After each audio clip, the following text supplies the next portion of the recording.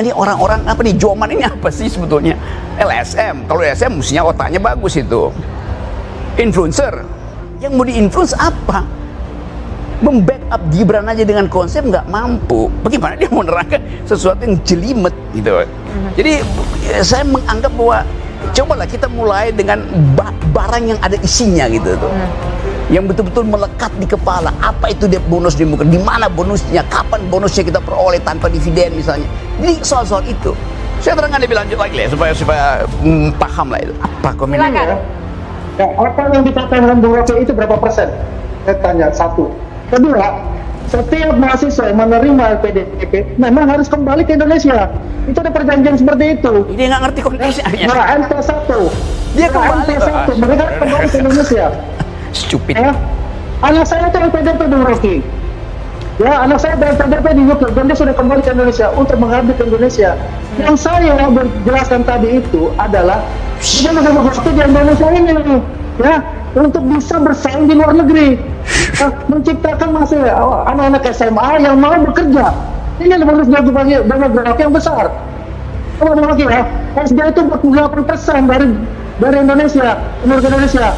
Satu hanya 18%. Ya. Oke. Ini yang harus kita pikirkan. Oke. Bicara kayak begitu itu demografi. Kalau bertanya kan bertemu langsung. Kita berhadapan kita bicara. Oke. Demografi kan tidak substantif kita bicara itu.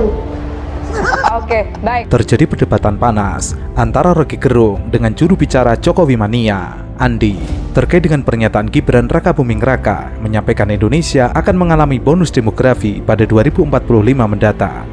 Menurut Gibran, hal tersebut merupakan kabar gembira bagi rakyat Indonesia. Untuk itu perlu mempersiapkannya mulai sekarang. Namun Rocky Gerung mengkritik pernyataan wakil presiden tersebut karena menurutnya ia tidak dapat memahami makna istilah dari bonus demografi. Ya, punya pengetahuan. Coba belajar sedikit lah Economic 101, Public Policy 101, apalagi Logic, supaya nggak bicara sesuatu yang ya keluh kesah kayak surat pembaca itu, baca surat pembaca itu. Kan ini memperlihatkan, ini tim ini kan harusnya brief Gibran itu. Bayangkan Gibran, wakil presiden, bicara, salah dia bicara netizen bully dia, nggak bisa dijawab. Kenapa? Gugup baca teletext, baca prompter pun terbata-bata gitu. Artinya konsepnya nggak ada di kepala. Kalau konsep ada di kepala, pakai fasilitas apapun itu akan lancar aja bicara itu.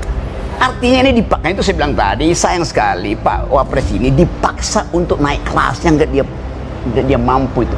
Disuruh ngomong, lama-lama disuruh ngomong human security, disuruh ngomong environment ethics, macam-macam yang akhirnya bolong itu. Kasihan tuh. Jadi saya juga mau membantu kalian backup betul-betul Pak Gibran itu dengan cara berpikir. Cara berpikirnya dulu, baru cara mengucap gitu.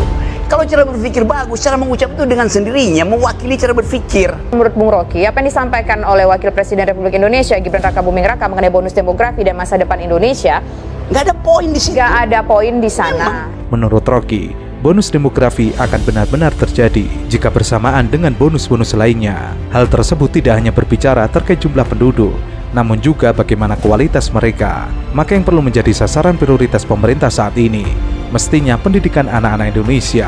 Menurut Rocky, jangan terlebih dahulu berbicara tentang bonus demografi jika yang menjadi pekerjaan rumah paling utama belum selesai dikerjakan, padahal itu merupakan penunjang kemajuan. Apakah nggak menurut Bung Rocky nggak penting bagi seorang wakil presiden untuk menyampaikan hal tersebut? Itu kan sebagai bentuk peduli dengan masa depan Justru Indonesia. sangat penting itu diucapkan oleh wakil presiden. Karena Pak Prabowo beredar untuk hal-hal yang global security, economic, macam-macam itu. Mestinya wakil presiden ucapin hal yang menyangkut upaya meningkatkan human development index kita. Untuk itu diperlukan otak, itu dasarnya tuh. Justru ini penting banget, tetapi wakil presiden memperlihatkan itu dangkal sekali yang diucapkan. Saya justru ingin wakil presiden kita itu tampil secara akademik dengan kemampuan retorika untuk membujuk anak-anak muda ini supaya percaya bahwa akan ada bonus demografi kalau investasi SDM dimulai dari sekarang, dividennya kita kumpulkan nanti 2030. dua semester mendatang kita investasikan ulang. Begitu sirkular ekonominya di dalam pikiran. Ini nggak ada.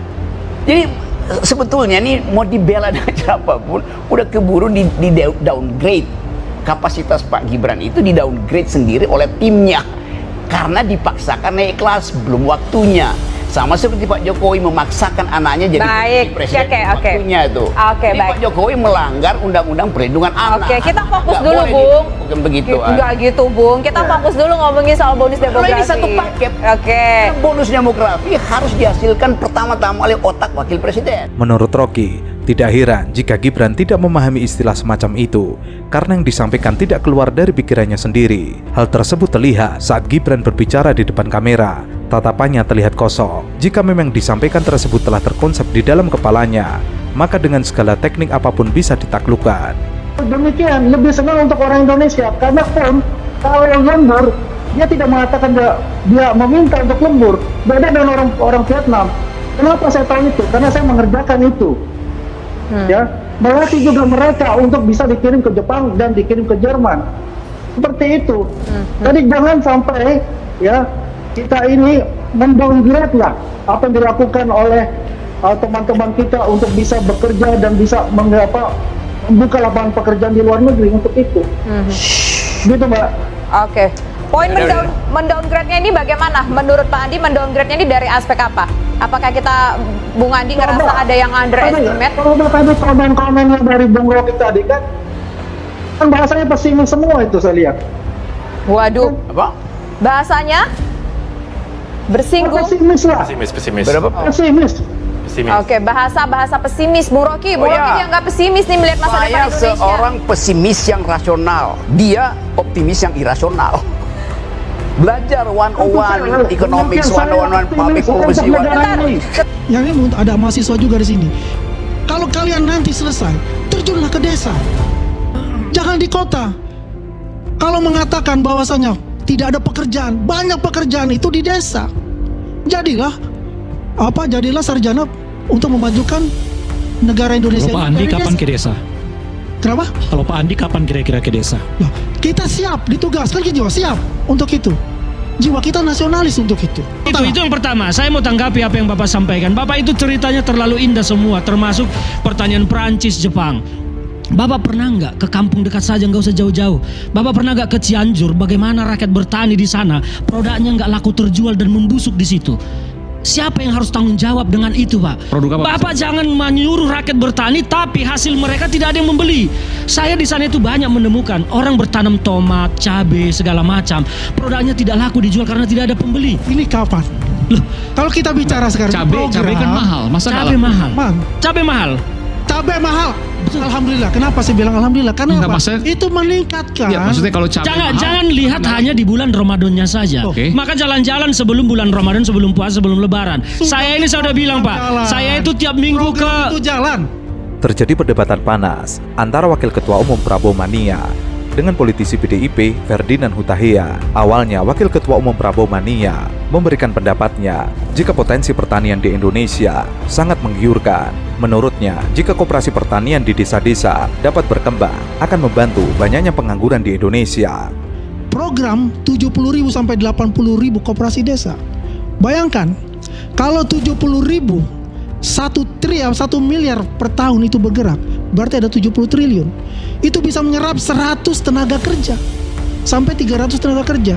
Artinya PHK yang dikatakan itu yang menjadi hantu ya, itu bisa terkendali karena 20 juta sampai 30 juta lapangan pekerjaan baru.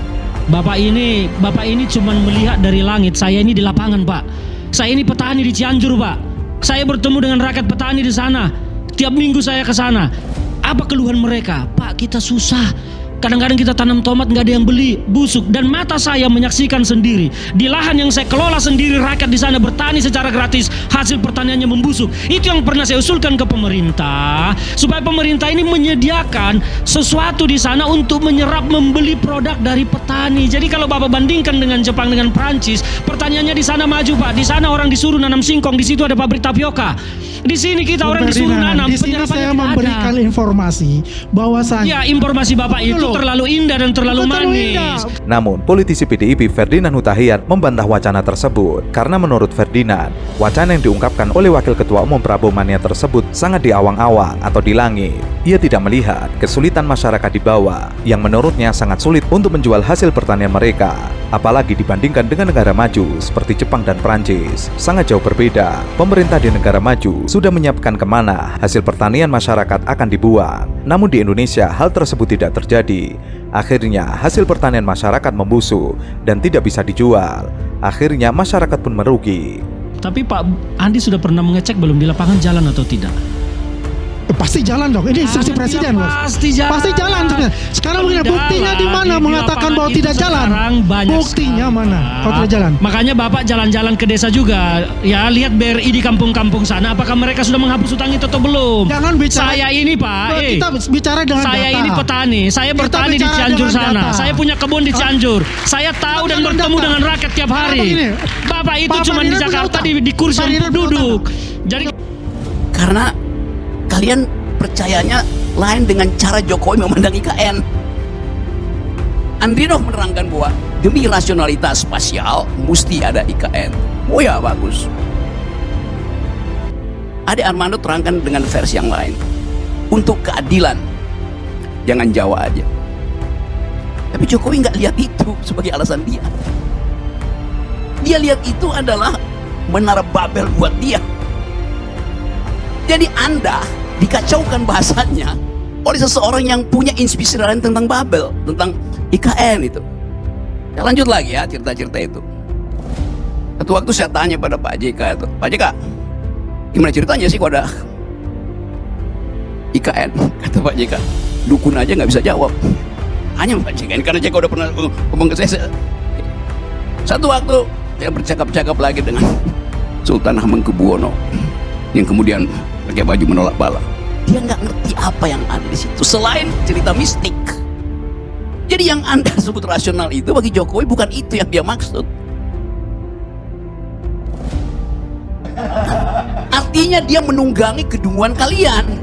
Pengamat politik Rocky Gerung kerap membuat juru bicara Jokowi gelagapan saat tampil di televisi. Bukan hanya 1-2 orang, tapi sudah banyak yang malah dikuliah oleh Rocky Gerung. Akhirnya mereka tidak berani lagi untuk mendebat Rocky Gerung. Ya, saya usut lebih dalam lagi ya. Kata Jokowi mania pakai K di belakang apa tidak? Kenapa pakai Mania pakai K? nggak Mania. pakai K. Prabowo mania atau Prabowo mania? mania? Anda tahu nggak arti kata mania? The fools, orang yang nggak bisa berpikir. Orang yang mentalnya terganggu namanya mania. Itu istilah psikologi. Lain dengan jackmania, orang yang memang membangkitkan semangat karena olahraga. Dalam politik, seorang mania itu seorang bangsat. Nangkap nggak? Terus saya mau terangkan. Cuma dalilnya dari mana, Bang? Untuk dalilnya dari mana mengatakan itu secara psikologi? Saya terangin ya. Ya. Kata dasar dari mania di dalam bahasa Greek artinya mereka yang kacau mentalnya. Cari di Google, jangan ChatGPT. Dipsik. Siapa terangin itu bisa? Pengamat politik Rocky Gerung mencuci habis-habisan Wakil Ketua Umum Jokowi Mania dalam acara Indonesia Liars Club. Awalnya Rocky Gerung menyentil perilaku Jokowi yang terus-terus mencampuri urusan Prabowo. Namun menurut Rocky Gerung, orang yang memiliki peran paling besar untuk memecah Jokowi dan juga Prabowo adalah orang yang tahu siapa Jokowi dan juga Prabowo. Mereka adalah orang-orang terdekat Prabowo dan juga Jokowi. Salah satu yang tertuding adalah Jokowi Mania. Tapi saya ingin meluruskan ini. Kalau bilang Jokowi mania dan Persija mania. Oh, Persija itu saya mania pada Persija tuh. Oh jelas, karena itu. Kami juga sebagai relawan. Yes. Ya, sebagai relawan juga sama dengan Bung Rocky. Ya Pada kan? orang, lu mania pada orang aja lu sakit jiwa. Loh, kita nggak mania pada orang. Jokowi itu aja sekedar nama. Astaga. Ya kan? Kita nggak bisa dengan mengatakan bahwa itu. Nggak arti kata mania. Coba itu dulu. Nanti saya cari di. Ya cari dulu sekarang. Kau carikan aja dulu. Ini Adian bacain coba mania artinya. Mania adalah kekacauan pikiran yang hebat, kegilaan, penyakit jiwa, keinginan yang berlebihan atau tidak masuk akal, gara gila yang. Yes. Ya ini kata Google ya. Itu pentingnya belajar gitu loh. Jangan asal pakai nama tuh ngaco. Oke, mau gue lanjutin lagi. Loh, lanjutin. Bukan hanya itu saja, Rocky Gerung juga memberikan uraian menohok terkait dengan arti mania. Arti mania menurut Google adalah orang yang sakit jiwa. Namun Rocky Gerung memberikan penambahan bahwa mania adalah orang-orang yang bangsat. Ini teman-teman dari Jokowi mania atau Prabowo mania? Dua-duanya. Ya yang potensial memecah belah. By definition tadi. Karena dia mengerti Prabowo, dia mengerti Jokowi. Yes, coba. Ini saya cuma pakai argumen hadiahnya. Bukan begitu dong, Bung Rocky. Oke, apa coba? Apa? Ya kan? Ya kan kita ini kan sudah masuk di Prabowo sekarang. Ya kan? Kita membela Prabowo karena itu ada keberlanjutan yang kita ini. Jadi Anda nggak membela Jokowi lagi? Jokowi mania dan Prabowo mania. Ya kan? Kita membela Jokowi ya. Karena ini kan sudah selesai dengan Prabowo. Jadi tidak lagi tapi membela ketika Jokowi? itu, Oke. ketika ya, Oke, ketika tidak. Yes.